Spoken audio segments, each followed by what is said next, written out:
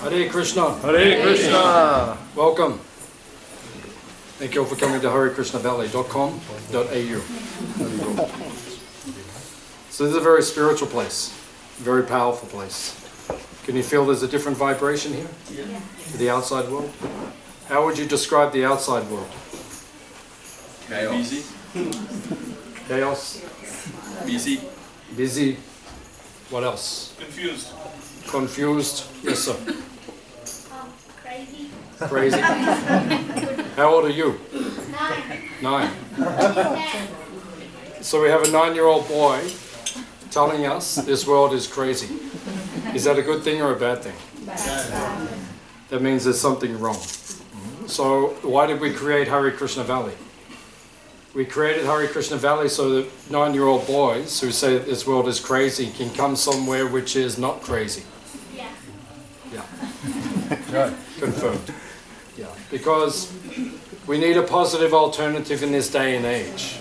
Because there's a lot of problems in the world.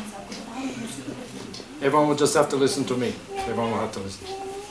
So we need a place that shows us there is a positive alternative to what is in the outside world, because the outside world is becoming a little crazy at this point in time.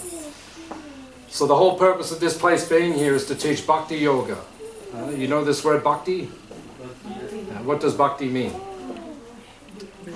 Bhakti, what does it mean? Loving devotion of service. Very good. It means loving devotion. So it means devotion. So the kids just need to be a little bit quiet because everyone needs to concentrate a little bit. We have a games room at the back as well, and we have trampolines, so if the kids need to play, they can play as well. So at this point in time, we are teaching people how to practice bhakti. Bhakti means loving devotion. All of us have devotion, right? All of us feel love in our heart. What did the Beatles say? They said, all you need is? No one knows the Beatles? All you need is? Love. Acha. Love. They said, all you need is? Love. All you need is love. So love is in your heart.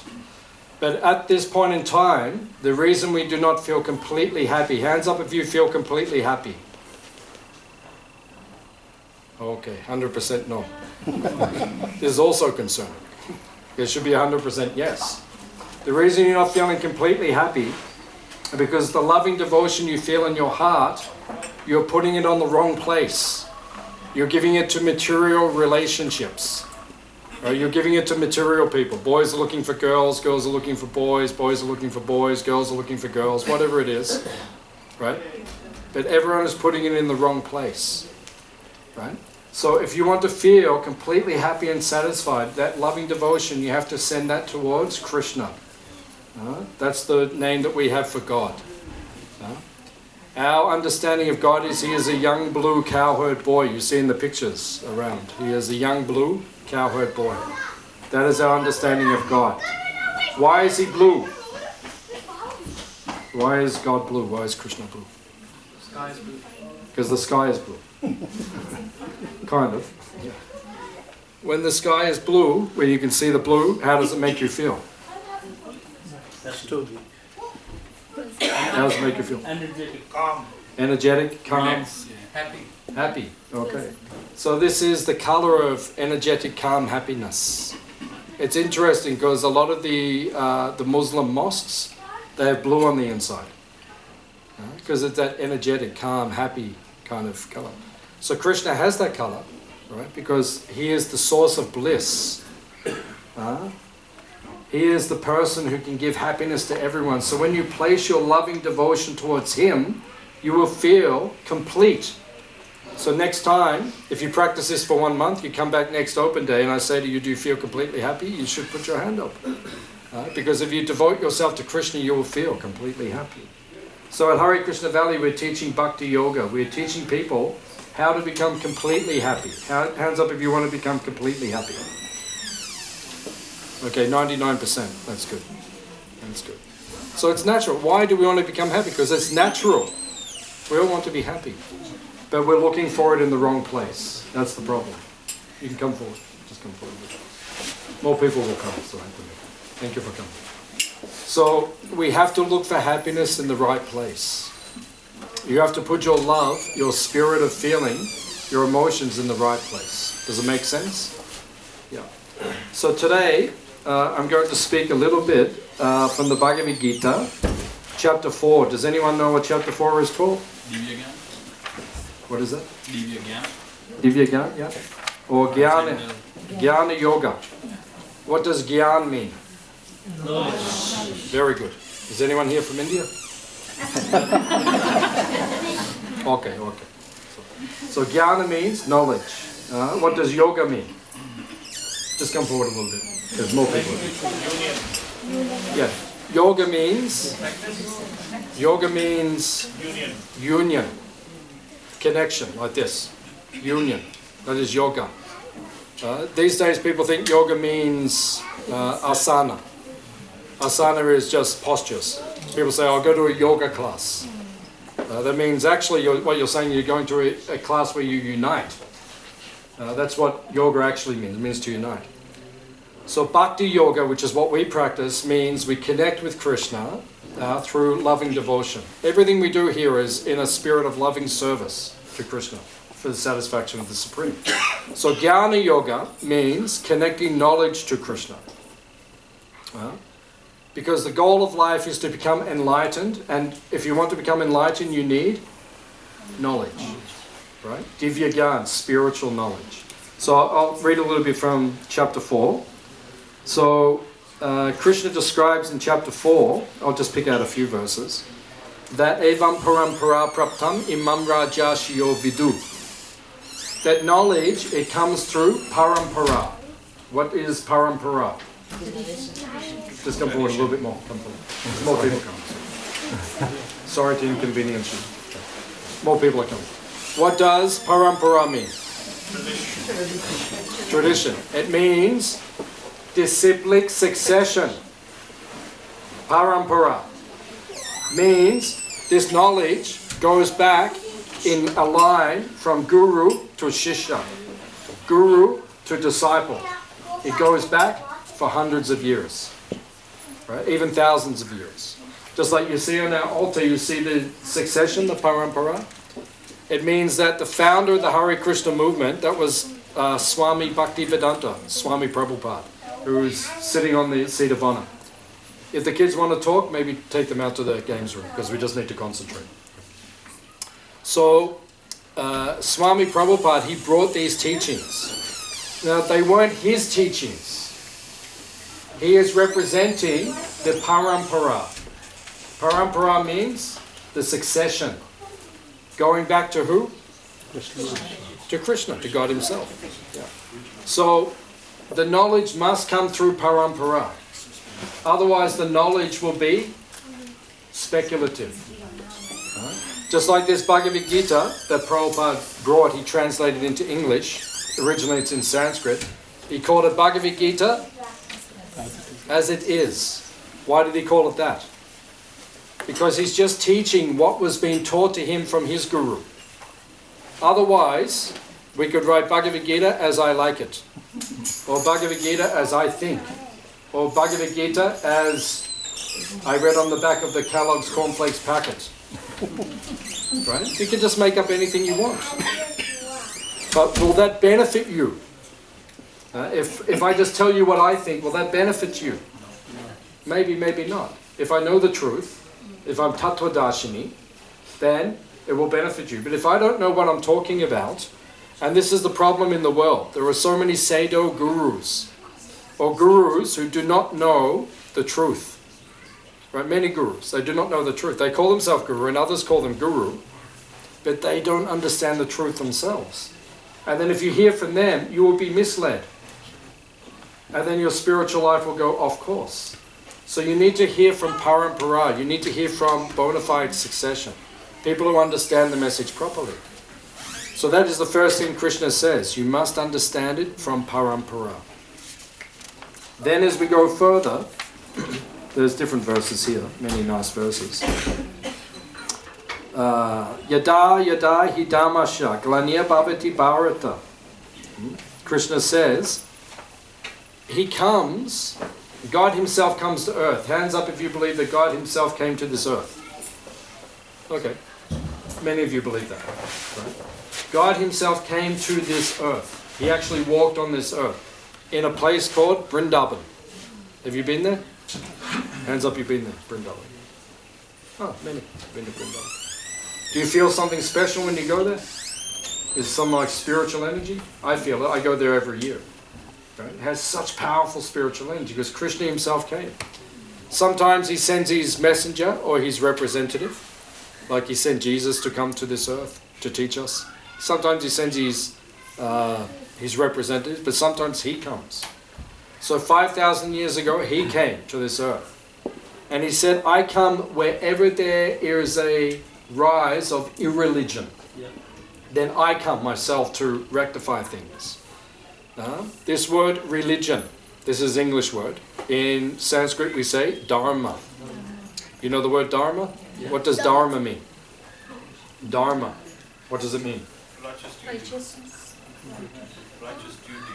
Righteous duty, yeah. Technically it means the essence of something. The essential nature of something. Just like, what is the essential nature of sugar? Sweet. Very good. You all get a free dessert. Very sweet. It is sweet. Right? You taste it sweet? Okay, that's sugar. Salt. What is the essential nature? Saltiness. That's why we call it salt, because it tastes like salt. Saltiness. Fire. What is the essential nature of fire? Heat and light. Right? When there's light, when there's heat, you know, okay, fire is close. Just like there's a fire burning 30 kilometers from here. Yesterday, it was coming towards us, but then the wind changed, so we're all safe. We're okay. Krishna protected us this time.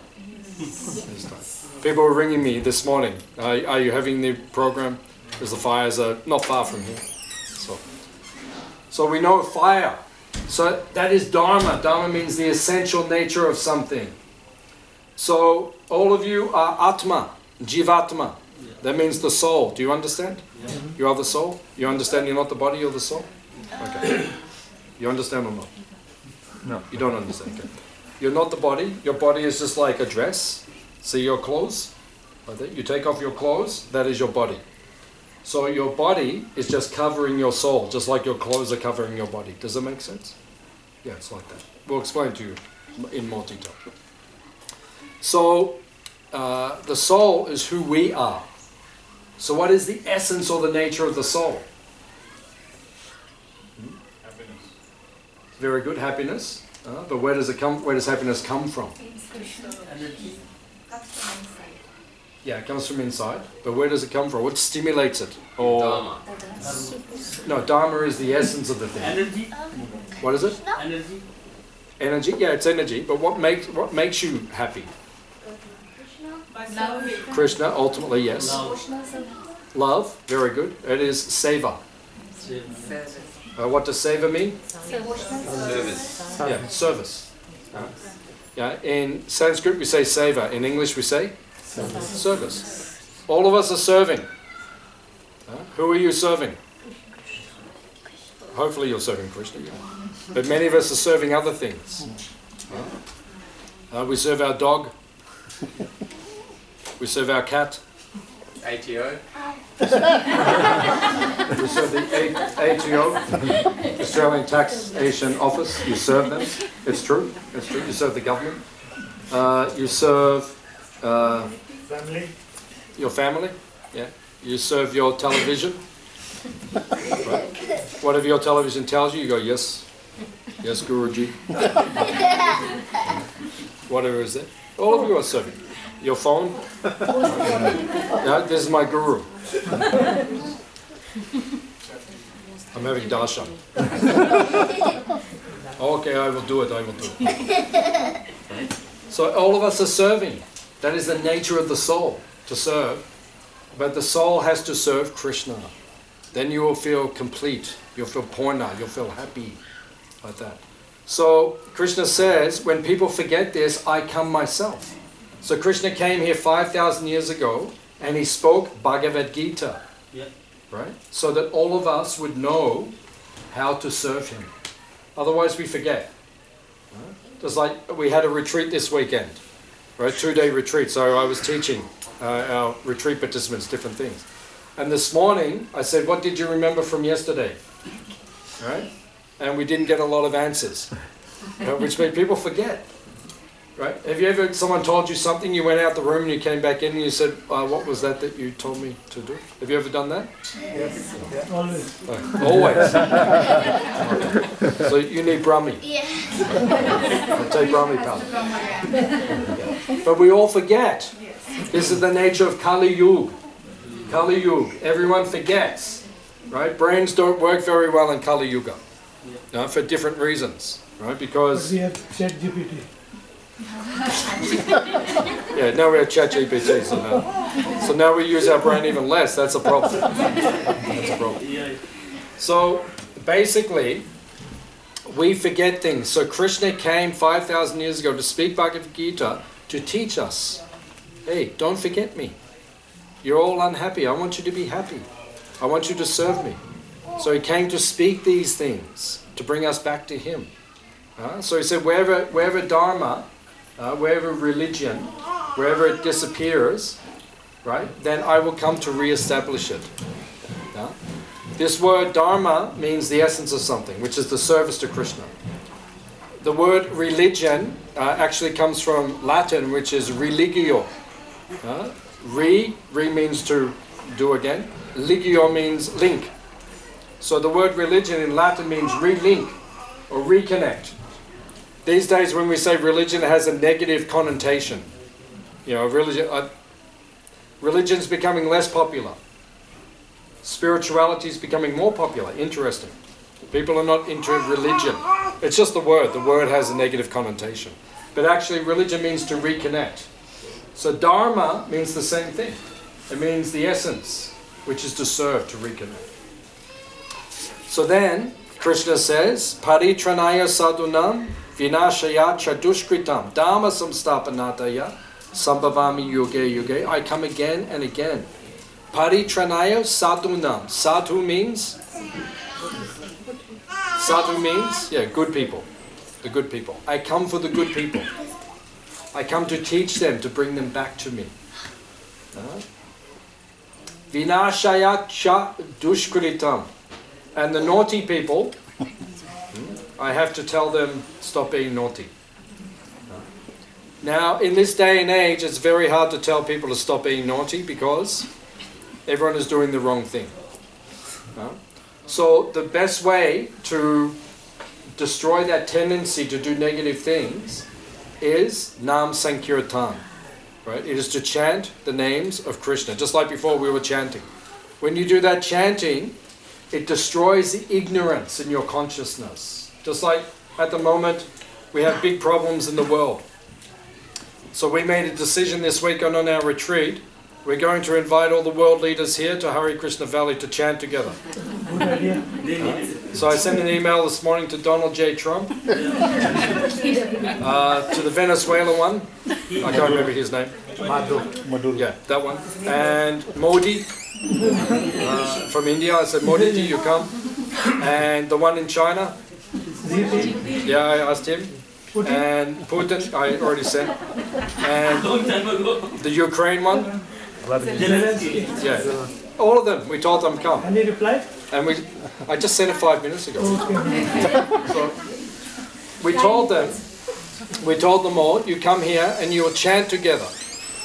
Right? I sent an email. I said, Hare Baba, come Hare Krishna Valley and chant together and give up your problems. What is your problem? Because we want unity in the world. Yeah. So Krishna comes to teach unity, but unity can only come when we chant together. Because we're chanting the names of Krishna. And when you chant together, you will feel unity. Like just before when we were chanting, did you feel any animosity in the room? Do you feel any animosity now? We all have nice people here. We only have nice people at Hare Krishna Valley. Right? If anyone is naughty, we say, hey. Don't say. I say, seriously. If someone is naughty, we say, hey, you don't stay. Right? If you stay here, you have to behave yourself. Only good people can stay.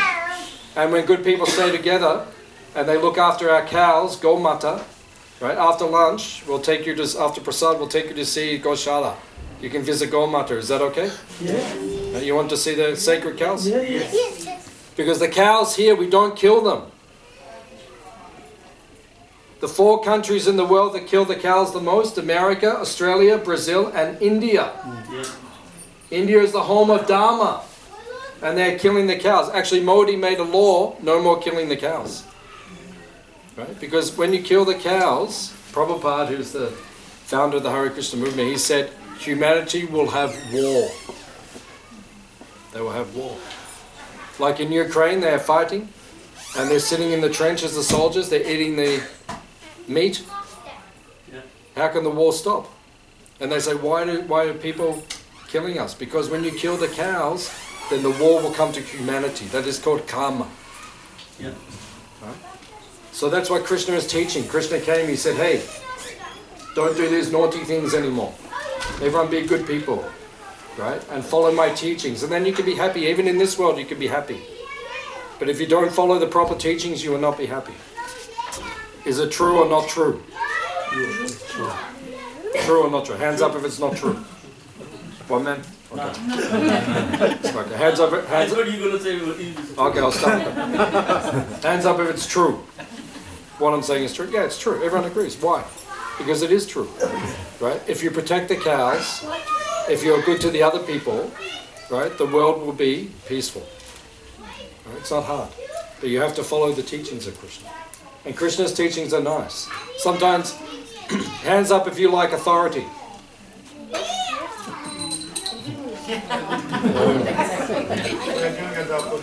Okay, I'll say it again.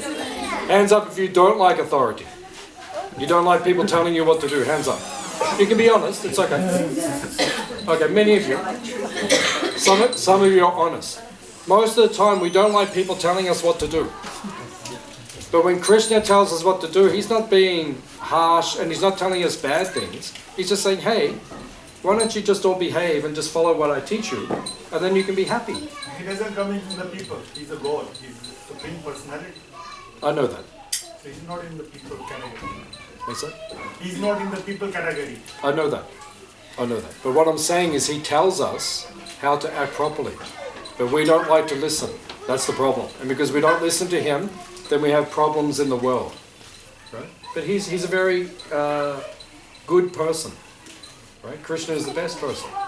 The word God is a German word. It means, what does it mean? What does the word actually mean? It's a Germanic word. God, what does it mean? Supreme? No.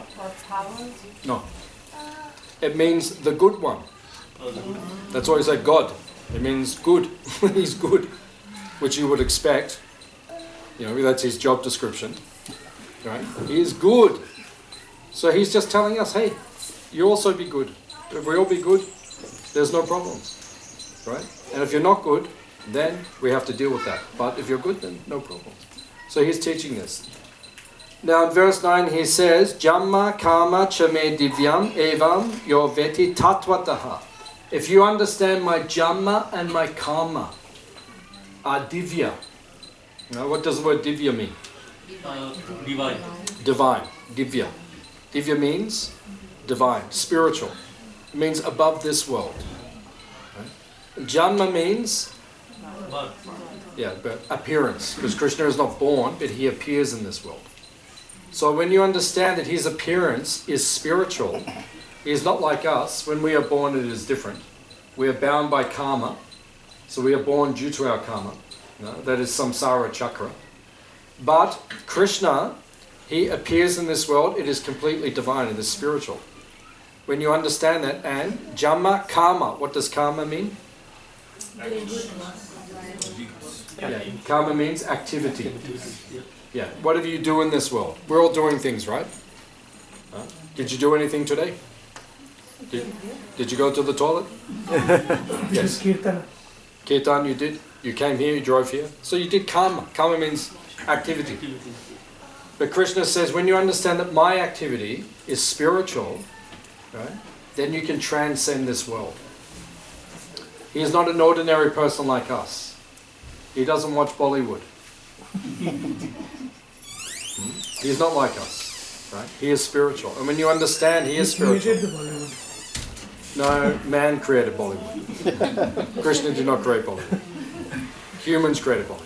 But when you understand that his activities are spiritual and everything he teaches us is spiritual, then you will also become transcendental. You will leave this world. Then he says, Vita Raga Baya Krodha Manmaya Mam Upashrita.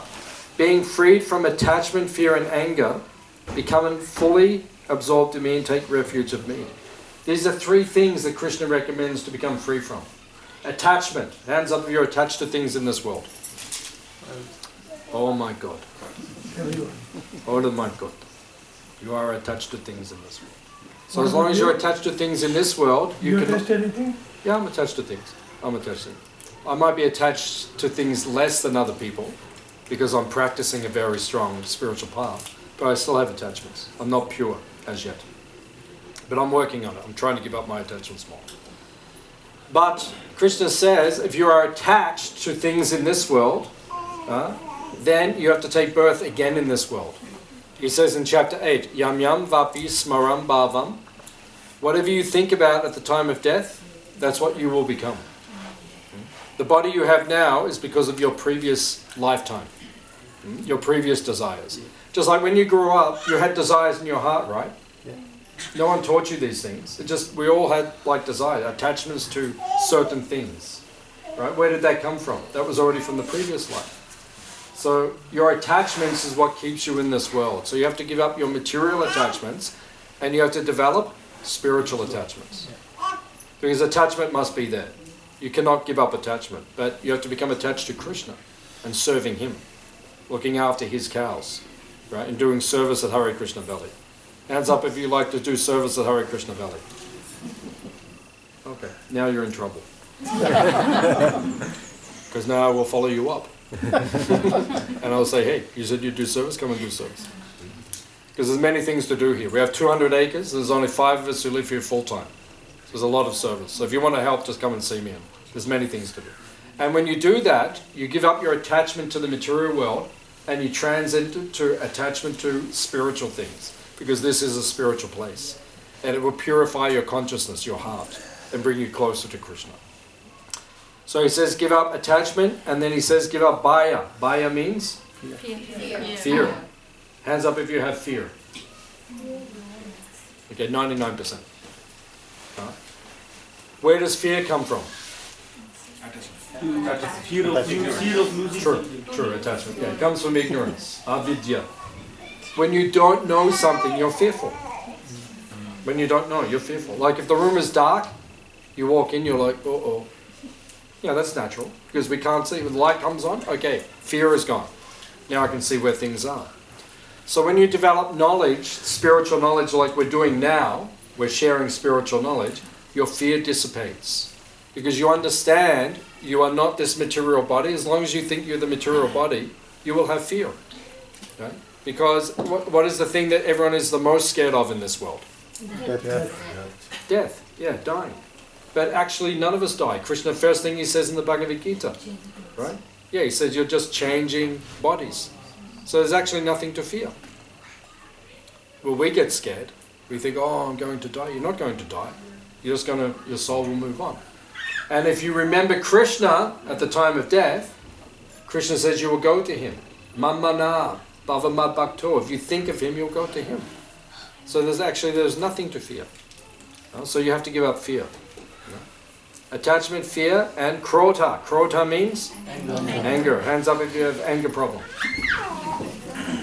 Okay, some of you are honest. Some of you are honest. Yeah, you have anger problem. So where does anger come from? Lust. Expectations. Very good. Unsatisfied desires. When you don't get what you want, you become angry. Just like you see the kids, right? You take something off the kid that they want one of their toys. Right? And they go, become so angry. Right? Take their mobile phone. Yeah, if I take your phone, you'll become angry. So, just like one time many years ago, one man, he came and he said to me, he said, I don't have any attachment to this world. I said, oh, that's very good. I said, give me your wallet. So he gave me his wallet, and I just held it, and we ate together. And then at the end I said, okay, very nice to meet you, and I started walking out. And he said, okay, maybe give it back now. Right? Anger comes from unsatisfied desire. Right? When you don't get what you want, you become angry. So Krishna says you have to give these things up. You have to give up these material attachments which develop all this anger in you. So Krishna says if you want to go to him, give up attachment, fear, and anger. You remember that? Have you forgotten already? What were the three things? Attachment, fear, and What were they? attachment, fear, anger. What were they? Attachment, fear, anger. Okay. So then, Krishna says, as we go further into the chapter, there's many beautiful verses. Krishna describes that this chapter is called Divya Gyan, Jnana Yoga, transcendental knowledge, how to get knowledge. So Krishna gives different ways, he explains how to receive knowledge. But finally, he says the best way to receive knowledge. What is the best way to receive knowledge? From a teacher. Very good. You have to get a guru. Krishna says, Tadvidi pranipatena pariprashnena sevaya upadekshanti te jnanam jnaninas tattvadashina. Tattvadashan means someone who has seen the truth. You have to find a guru who has seen the truth. Like Prabhupada, who is the founder of our movement. Right? He has seen the truth. He sees Krishna. Right? You have to find a guru like that. Someone who has seen the truth. And you have to learn from them. That's the best way to receive spiritual knowledge. But when you approach the guru, you need to have three qualities. Pranipatena means you have to approach. Pariprashnena, with submission. When you come before the guru, you have to be very humble. Right?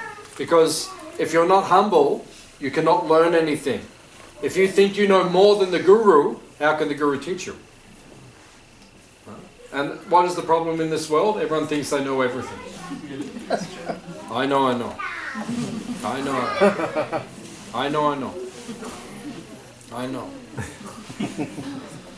I go to India every year.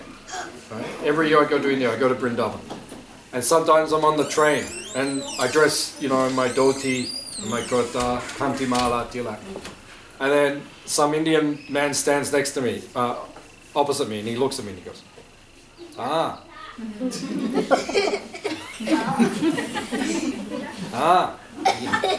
you are knowing Krishna. And I say, yes, I know Krishna. He goes, And then he starts telling me all about, he's telling me, like, I dedicate my life to this. This is all I do. And he's telling me, like, as if I don't know. Right.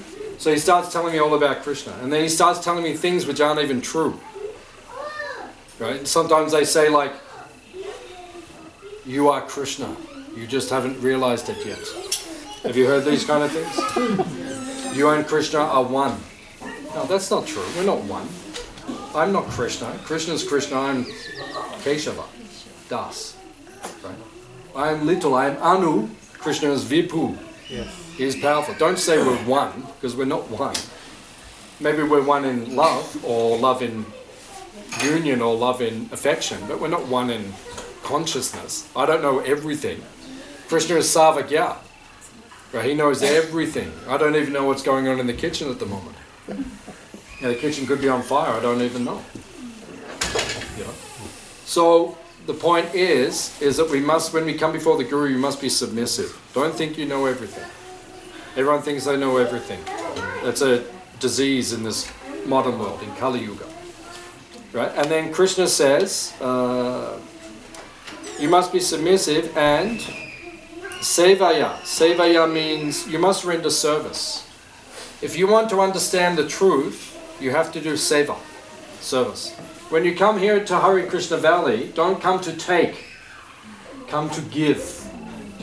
That is the spirit. That's what Krishna will recognize. Krishna sees the ones who want to give, not the ones who want to take. Give what? You can give your time, you can give your service, you can give your money, you can give bhoga, you can bring gifts for the farm, for the temple, you can bring things for the cows. So there's lots of different seva that we can do. So Krishna says if you want to understand the truth, you have to do seva. Right? You have to approach the guru in a mood and say, what can I do? That is the mood to understand. And then he says,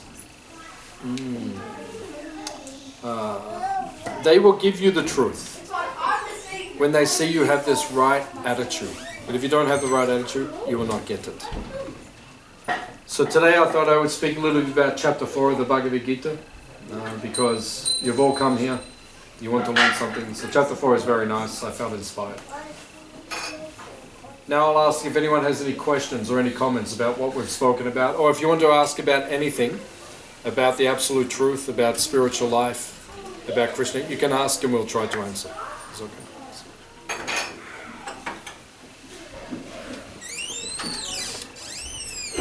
Any other questions? Prabhuji, you talk about attachment, yeah? Like you are doing bhakti and other saints are doing bhakti as well, yeah? So, will they leave attachment aside? Like, they finish with the attachment, there's no attachment? But I feel they are attached to this, not material world, but they are attached to give service to the people or preach about the Krishna or Shiva, whatever. So that's classified as attachment or not? Yeah, attachment is the nature of the soul. Krishna says in the 3rd chapter of the Bhagavad Gita, you cannot stop doing anything even for a moment. Attachment cannot be released. Some people try to release themselves from attachment. It's not possible actually. So Krishna says in Gita, you have to purify yourself of attachment. You can't give it up, but you have to release it. Right? Release your attachment. That means purify it. Become attached to serving Krishna. Because you'll do service anyway, but in this world you'll serve so many material causes. Right? For so many lifetimes you have served so many material causes. Now in this lifetime you serve Krishna, and Krishna says you will go to him. So you can't give up attachment, but at least purify the attachment. Is it okay? And you said you can serve Krishna or Shiva or like this, but understand, not everyone is equal. Understand this point. Because in India, people like khichdi. You know khichdi? What is khichdi? Khichdi means you get everything that's in your kitchen, you put it in one pot, you stir it up, that's khichdi. Right? Everything just mix. That's khichdi. So, unfortunately, many people from India, and in the West also, their philosophy is khichdi. Just put everything in the same pot. Shiva, Ganesh, Krishna, Durga, Kali, Ram, Buddha. Just put it all, mix up, khichdi. Whatever you believe, that is good, and everything will just be the same. You are one, we are one. Everything is the same, it is good. Okay? Okay. That's not true. That's not true. Because it doesn't say that in the Vedas. These are people who do not read the Vedas. Because when you read the Vedas, it's very clear. In the Bhagavatam, on the second shelf at the back, you see Srimad Bhagavatam, Bhagavat Purana. In Canto 6, you will see Shiva is praying to Narayan. Yeah, because he's the biggest devotee of Narayan. Yeah. So yeah. So the point I was saying, because before you said Shiva, Krishna like that, don't mix everything. Vaishnavanam yata Shambhu. Yeah. Shambhu, Shiva, is the greatest devotee of Vishnu, Narayan. Right? So don't think everyone is the same. Because if you start saying, they are God, everyone is God, we are all a God, everything is God, okay? Okay. No, we're not all God. Even Shiva doesn't say he is God. I'm just making the clarification so people understand properly. Because there is a hierarchy. Because people get confused about all the gods. Now, this is called khichdi, but we're not. We don't serve khichdi here, except for breakfast. So for lunch, we have all different, like today, we don't mix it all together. Like today, they've cooked like probably, I don't know, 7, 8, 10 different preps. So imagine if we just put it all in the pot, mix it all up, the sweet rice, the chutney, the dal, and then we just serve it to you. Here, take. How will you feel? You feel like it's okay, but would have been nice if everything was separate, wouldn't it? So just be careful with philosophy. Don't mix everything, right? Because everything has its place, like that. TK? Okay. Mataji, yes. What does Krishna do, like, in disguise? What? What does Krishna do in disguise? In disguise? Yeah. What do you mean in disguise? Like, do some work? Some work? Whose daughter is this? I think probably she's trying to ask, she's not my daughter, but she's trying to ask why Krishna lives in sky. In the sky? In Is the that sky, what? yeah, because, Oh, why does he yeah. live in the sky? Yes. Because he says in Bhagavad Gita, he said there are two worlds. He said there is para prakriti, and then he says there is another world which is a reflection. It is called apara prakriti. So he lives in the best place, and we live in the second best place. This is like second class AC. Where is third AC? Down. Or it could be third as well. Third. Or it could be, what's the one at the back of the train? Yeah, general. Yeah, that's pretty bad. That's when you're sitting with the chickens and the... So Krishna stays in first class, because it's nicer there. Because what does it mean? Krishna lives in Vaikuntha. And what is in Vaikuntha? There is no birth, no death, no old age, and no disease. So hands up if you would like to live in a place where there's no birth, death, old age, or disease. I think it's 95%. Yeah. So of course. Where is the 5%? Some people didn't put their hand up, sorry. So Krishna lives in that place. He doesn't live here because here there are problems. So that's why Krishna lives in the sky. Is that okay? Okay, good go. Someone else had a question? Someone else put their hand? Yeah. How does the dharma differ from religion? How much dharma differs from the religion? How is Dharma different from religion? Yeah. Dharma is Sanskrit. Religion is English. So that it's the same thing. It's the same thing. We're different languages. It should be different. Dharma. If my mom says it's matra dharma, it can't be a religion. Were you here the whole time today? Have you been here since the start? I already explained all of this. I already explained the difference between Dharma. Ask someone because I already explained it. That's what I'm asking. Yeah. Dharma means, I'll recap very quickly for you. Dharma means the essence of something. Right? So I gave the example of fire. What is the essence of fire? Heat and light. That is the essence of fire. Heat and light. So the essence of Dharma means your soul, your Atma, is seva. That is the essence. Right? You are meant to serve. Right? So is it same as religion? But who are you meant to serve? You are meant to serve? Krishna. No, Krishna. Right? The God is very vague. What is the God? The God means you don't know. You just say the God. No, we're saying Krishna. Right? So you're meant to serve Krishna. That is the essence of Dharma. And religion is the same word, but it's just in English. It means the same thing. You're meant to serve God, that's all. Same thing. TK? Same. Any other question?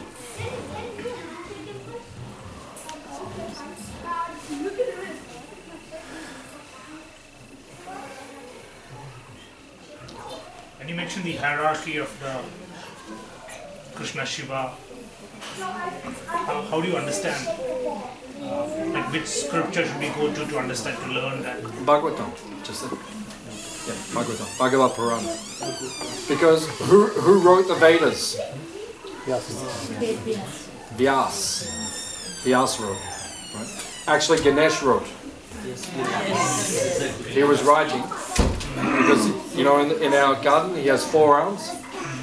So Vyas was speaking the Veda and Ganesh was writing, and when his 2 arms got tired, the other 2 kept writing.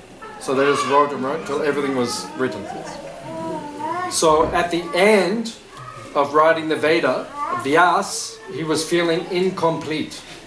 Still feeling, I've not written perfectly.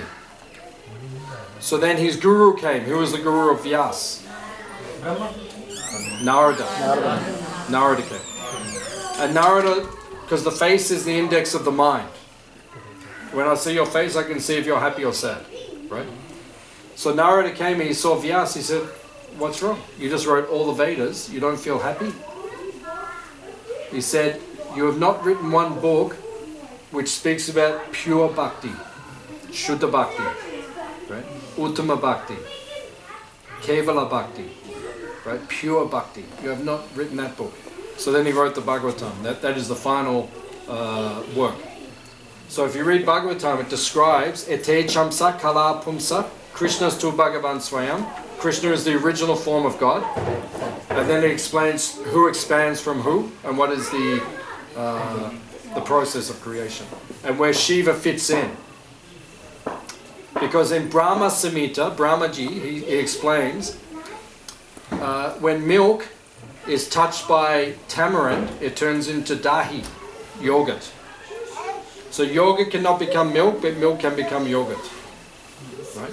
So Shiva is like Krishna, but transformed.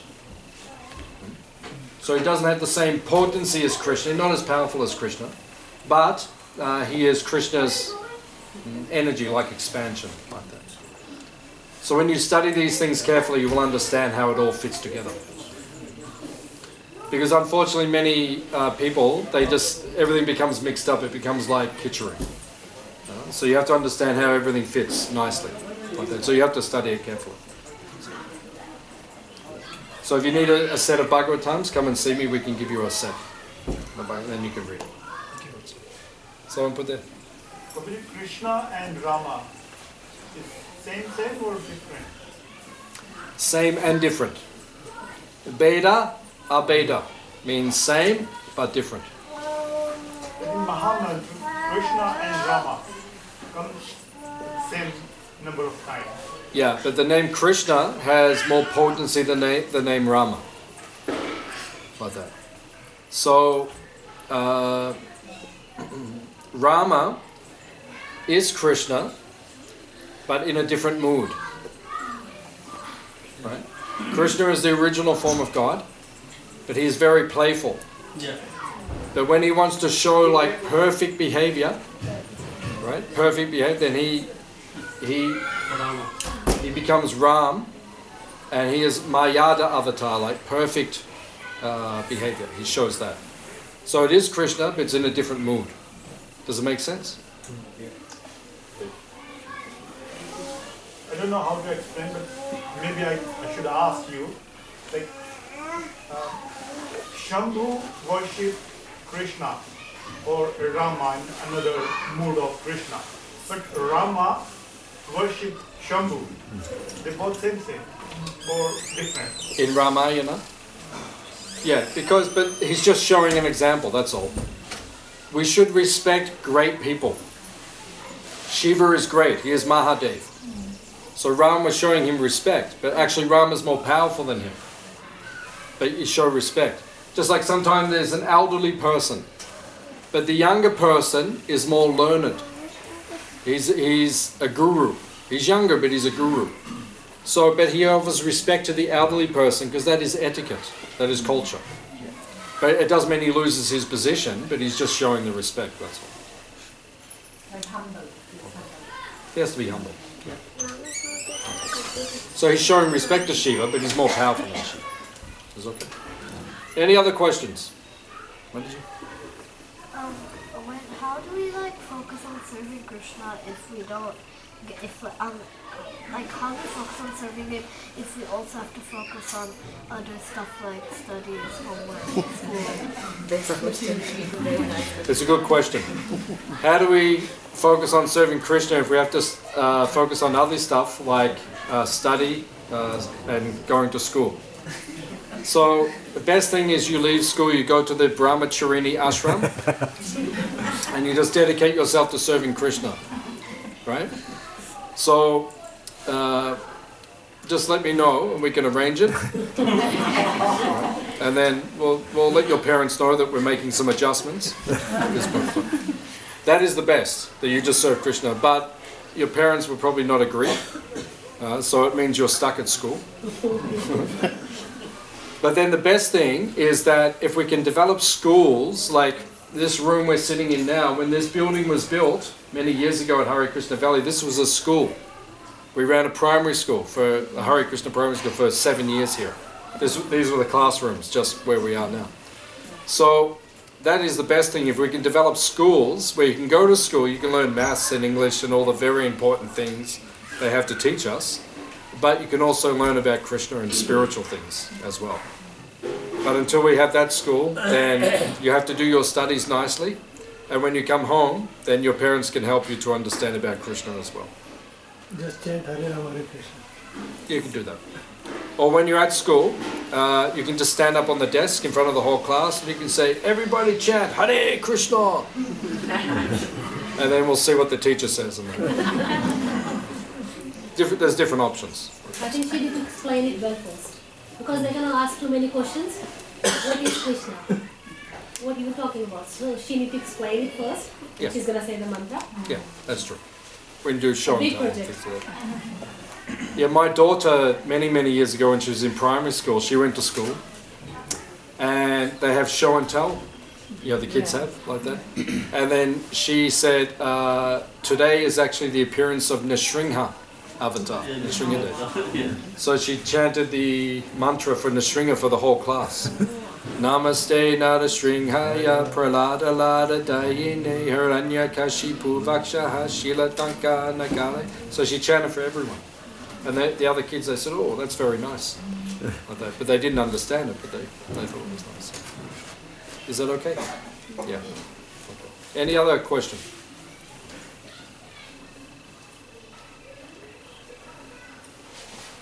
Everybody satisfied. Could be. Any other question? We have some time, so if you'd like to ask something, you can. So, Someone. so what piece of advice you give to everyone that you do something every day or in your life so that your life will be, you are happy, because we all facing different challenges in our daily life. So a piece of advice that we can do every day to make us happy. So as we face our challenges every day. Every day you need to do some sadhana. Every day you need sadhana. Sadhana means daily practice. You need some spiritual practice every day. So every day I do japa meditation. I chant Hare Krishna mantra for 2 hours every day. Hare Krishna, Krishna Krishna, Hare Hare. Hare Ram, Hare Rama. On my beads I chant the mantra. So maybe you can't do 2 hours a day, but maybe you can do 10 minutes a day. So if you want to be happy, you need to connect to Krishna. So you do every day, you do some sadhana. You can read Bhagavad Gita a little bit every day. Maybe you can't read the whole chapter, maybe read one verse a day. Yeah, the different little things that you can do in your spiritual life to make you happy and complete, like that. And then you can face the challenges. Is it okay? Any other questions? We have a few more minutes, so if anyone wants to. In that case, can I just share having learned from ISKCON or from Prabhupada versus having grown up in India, because there are mostly here devotees from India. What happens when you mention khichdi? I was thinking of that we all take for granted from our parents, whatever rituals we are taught. it's all there, but it's superficial. But when we come to like even knowing Bhagavad Puran, reading it, gives you the knowledge that enhances the bhakti. Would you agree that the knowledge that Prabhupada has put in his books and the translations, also we are all colonized and in English medium, so Sanskrit we don't understand, and he has done a wonderful job of translating it in English. I think that has helped, even though 50 plus year lady having grown up in India, to understand what Krishna is really. Like it took me 50 plus years to understand. Yes, I did pray to Krishna as a god, but it was all, I feel it was all superficial. Whereas with the knowledge, the spiritual knowledge that we get through ISKCON and the books and the direction, I think we really get to know who God is. Very nice. That's true. Very nice. Yeah, because unfortunately, many people, they practice their spiritual practice or the religious practice, they practice it very ritualistically. Like people go to church or they go to the synagogue or the mosque or they go to the temple, but they do it in a very ritualistic, they just follow the rituals. Sometimes you don't even know what the rituals are. Like in India many years ago, there was a wedding. And then there was a cat was running around. So the grandmother, she got a basket and she put it on top of the cat to stop it running around during the wedding. So then that stopped the cat running around, then the wedding went on. So next time they had a wedding in the village, they were getting ready for the wedding, and someone said, when we have the marriage, we need to put a cat under a basket. So from that time on, in that village, whenever there's a wedding, there's a cat under the basket, but no one knows why. It's just the old lady was trying to stop it from running around. But then it becomes ritualistic, and then people follow things, they don't even know what they're following. Like I see people, they walk into the temple and they go like, they do all these things. Like we have a bell as you walk in. Why is the bell there? Take permission to the gods. Yeah, because like when you go into someone's house, you ring the doorbell, right? Or you knock. So why is the bell there? Yeah, you ring. I'm coming in. You let Krishna know I'm coming. But I see so many people when they go out, they ring the bell. So imagine you leave someone's house, you press the doorbell. Like, I'm going now. Ding. Doesn't really make sense. So same thing, everyone rings the bell. And I see people ring the bell, they ring it in the four directions, like dum dum dum dum dum dum. Okay, that's good. Next time you go to someone's house, you can knock like dum dum dum dum. Whatever you're doing. So in other words, if you don't understand what you're doing, then why are you doing it? Like I have this haircut, I have this thing on my head, right? So it's called shika. Shika means flag, like that. So it means I'm following the Vaishnav tradition. Because when you go to India, so many people, they shave their head, they wear the robes, but we keep the shika because we believe God is a person. Whereas other people may just shave heads. So there's a reason for it. We don't just do things randomly. So if you don't understand, like as Mataji is saying, if you don't understand what you're doing, then why are you doing it? So as Mataji is pointing out, Shilpa's pointing out, when you come here to the Hare Krishna movement, we teach you why we do things. Right? It's not just khichdi anymore. Right? We have rice, dal, sabji, chapati, puri, pakoda, and chutney, and we have and everything is there. We don't just mix everything. It's not ritualistic. I think it was a good point. Okay. Yeah. I've got a question. So, thank you, Prabhuji, for a good class. Now, probably based on your knowledge of Vedas, has any god claimed superiority? Now, Krishna has claimed superiority, right? That he is the superior, supreme Lord. Has any other god claimed it? That's one part of the question. And the second part is, in history we have seen like demons like Hiranyakashipu also claimed that he was the supreme, but he was eventually destroyed.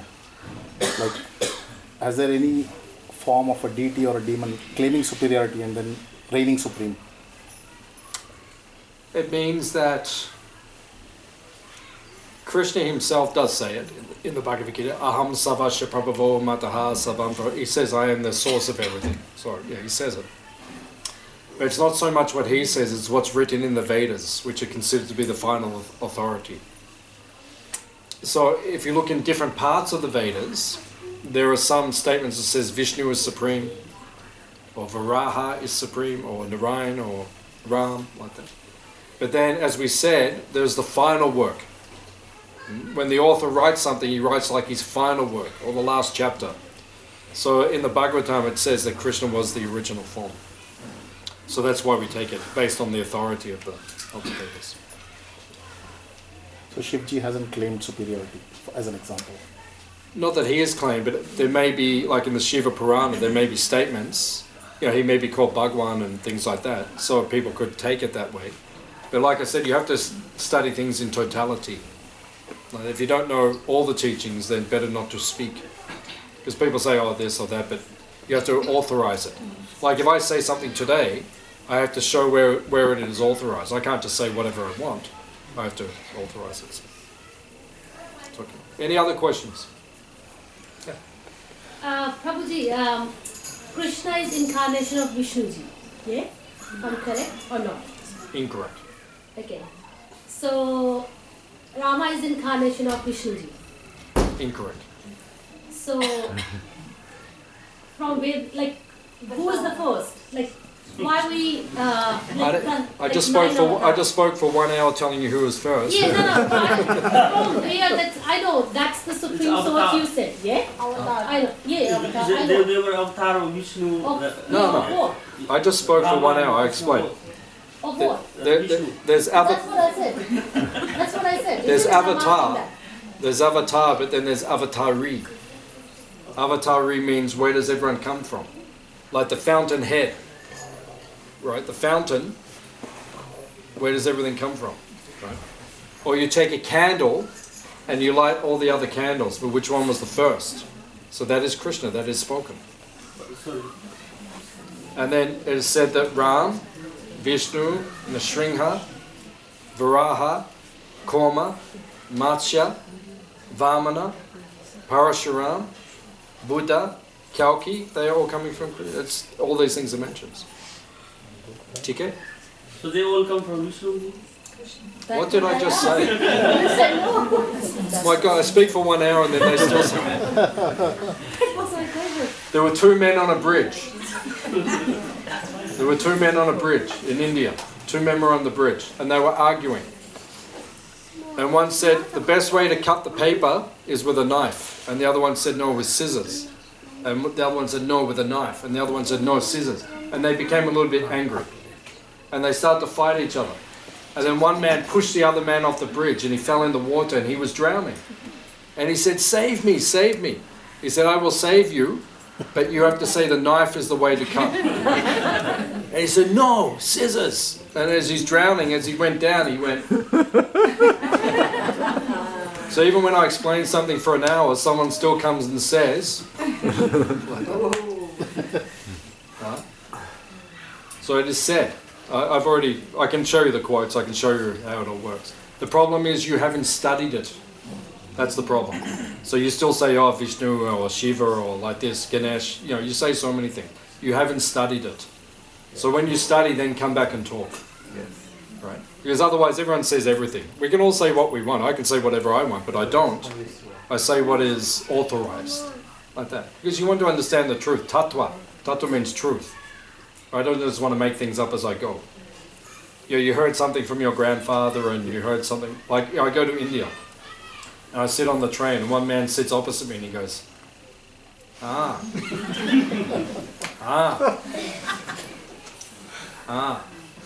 Bhagavad Gita, I am knowing. And I say, do you know Bhagavad Gita? I know Bhagavad Gita, I teach it, I know it, right? And he says to me, I know it, like that. And I say, do you know Bhagavad Gita? My grandfather has on the bookshelf. I am knowing. He probably picked it up once, read one line and then put it down. So the point is, if you don't know, don't speak. Like, I'm only speaking today because, I study these things. That's my authorization. Otherwise, I've got no right to speak. But if I know what I'm saying, okay, I'll say something. So yeah, please study.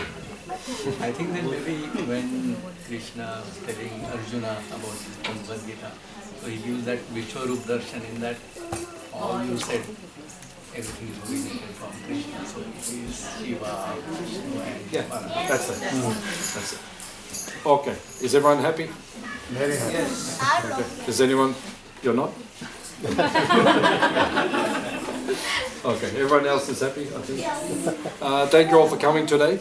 Thank you for buying your tickets and donating. If you didn't get a ticket for today, please come and see me, and then we can arrange your payment, and then we'll take prasad, because many people pay for their prasad. So please, we want everyone to do the right thing and do it. It costs us a lot of money. We're very happy to feed everyone here, but we have to pay for it as well. So please come and see me. So if you like to just go outside, just turn right. We'll go down, we'll take lunch, we'll take prasadam. After lunch, at around 3 o'clock, we'll go to the Goshala to see the sacred cows. Would you like to see the cows? Right. Thank you for coming. Please come again. Hare Krishna.